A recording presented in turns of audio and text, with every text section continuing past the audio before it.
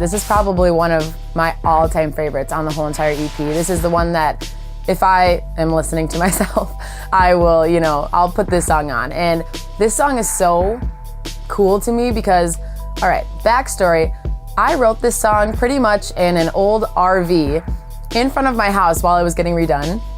I know, it sounds weird. But my whole house was getting redone, so we couldn't really live there. So my parents were in the basement, and my sister and I, we were outside in the RV for like 3 months.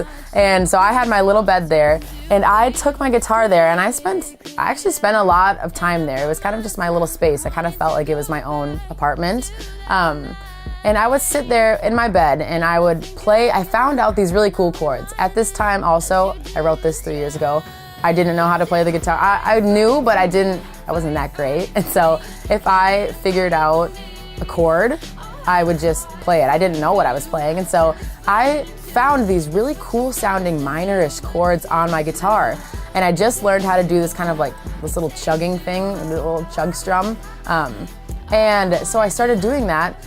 And I saw in my phone log, which I already talked about, my little log of all of my names, I had one called Fight For Me. And I think that is so empowering, and I think that's so just relatable and so real for so many people in so many different aspects of their life.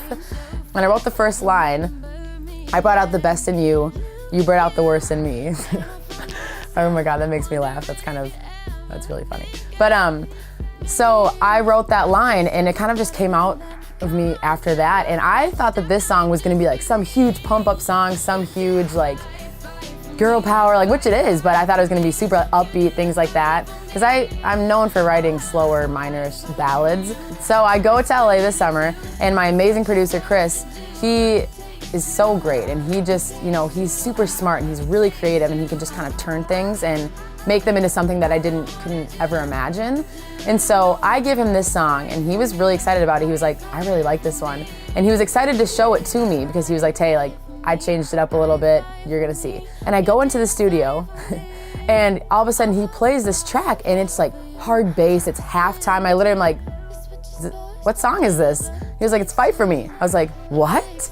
And it took me a little bit, but I sang through the song once with his backtracks on it, and it was like kind of a magic moment. I literally fell in love. It was, I don't know, it just turned into Fight For Me, and it probably is my favorite song on there. It's very like Rihanna-ish vibe, like, which I love Rihanna, but it's just kind of, it shows more of my R&B type, which is kind of how I sing and how I want to, portray myself as, like R&B, pop, things like that. But it's definitely halftime, it's cool, it's different, it's really vibey. If I could describe this song in a few lines, it would definitely be vibey, kind of sexy, but also just kind of a punch in the face, because it's very relatable, I would say incredibly relatable, because that's what people tell me already. They're like, Fight For Me is like my jam. Like I bump Fight For Me in my car, like I sing along to that, so very relatable.